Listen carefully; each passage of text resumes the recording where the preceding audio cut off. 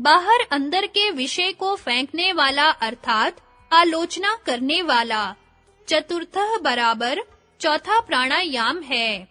अन्व्यार्थ, बाहर अंदर के विषय को फेंकने वाला अर्थात आलोचना करने वाला चौथा प्राणायाम है।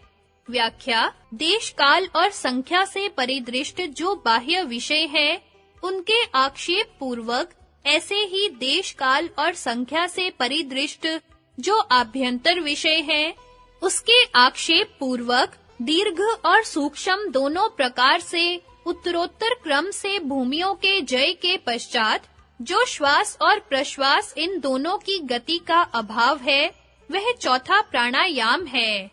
तीसरा प्राणायाम तो विषय के आलोचन बिना ही गति के अभाव से होता है, वह एकदम ही आरंभ होकर देश काल और संख्या से परिदृष्ट दीर्घ और सूक्ष्म हो जाता है।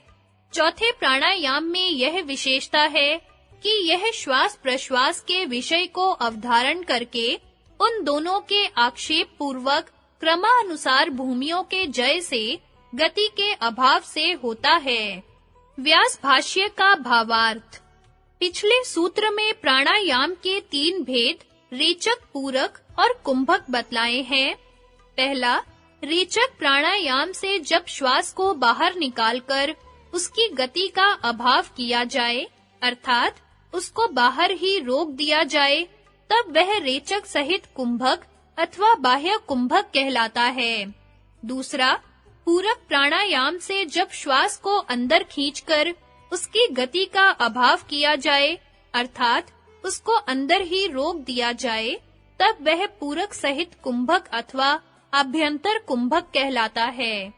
तीसरा, जब प्राणवायु को जहां का तहां एकदम बिना रेचक पूरक के केवल विधारण प्रयत्न से रोककर श्वास प्रश्वास की गति का अभाव किया जाए, तब वह केवल कुंभक कहलाता है। चौथा प्राणायाम बाह्य तथा आभ्यंतर कुंभक के बिना केवल रेचक पूरक द्वारा बाह्य तथा आभ्यंतर विषय को केवल आलोचन पूर्वक स्वयं ही श्वास प्रश्वास की गति के निरोध से होता है। इसमें तीसरे प्राणायाम से यह विशेषता है कि जहां तीसरा प्राणायाम रेचक पूरक के बिना एकदम दोनों श्वास प्रश्वास की गति के विषय अभाव से होता है, वहां चौथा प्राणायाम रेचक पूरक द्वारा बाह्य तथा आभ्यंतर के आलोचन पूर्वक उत्तरोत्तर भूमियों के जय के क्रम से स्वयं ही श्वास प्रश्वास का गति के अभाव से होता है। उसकी 4 विधियां ये हैं। पहली विधि, केवल रेचक द्वारा जहां तक जा सके श्वास को बाहर ले जाएं, बिना रोके हुए वहां से पूरक द्वारा जहां तक जा सके अंदर ले जाएं। यह एक प्राणायाम हुआ। इस प्रकार 11, 15, 20 इत्यादि की संख्या में बिना कुंभक किए हुए केवल रेचक पूरक देर तक करते रहने से स्वयं दीर्घ और सूक्ष्म होकर दोनों श्वास प्रश्वास की गतियों का स्वयं ही अभाव हो जाता है। दूसरी विधि, ओम के मानसिक जाप के साथ यह भावना करें कि ओ से श्वास अंदर आ रहा है और अम से बाहर निकल रहा है। इस क्रम से श्वास प्रश्वास द्वारा ओम का मानसिक जाप करते रहें, अर्थात बाह्य प्रदेश तथा आभ्यंतर प्रदेश, हृदय नाभि आदि तक जहां तक श्वास जाए वहां तक उसकी गति को आलोचन पूर्वक दीर्घ काल तक ओम का इस विधि से जाप करें, तो स्वयं श्वास प्रश्वास दीर्घ और सूक्ष्म होते होते निरुद्ध हो जाएगा। तीसरी विधि, नासिका अग्रभाग, भ्रकुटी, ब्रह्मरंध्र अथवा अन्य किसी चक्र पर इस भावना से ओम का मानसिक जाप करें कि ओ से उसी प्रदेश में श्वास अंदर आ रहा है और अम से बाहर निकल रहा है। इस प्रकार उस विशेष स्थान को श्वास प्रश्वास का केंद्र बनाए हुए जाप के निरंतर अभ्यास से श्वास प्रश्वास की गति दीर्घ और सूक्ष्म होते हुए स्वयं निरुद्ध हो जाती है। चौथी विधि, ब्रह्मरंध्र में ध्यान करते हुए श्वास प्रश्वास की गति में ऐसी भावना करना कि ओ से श्वास मेरुदंड के भीतर सुषुम्ना नाड़ी में होता हुआ मूलाधार तक जा रहा है और अम के साथ वहां से ब्रह्मरंध्र तक लौट रहा है।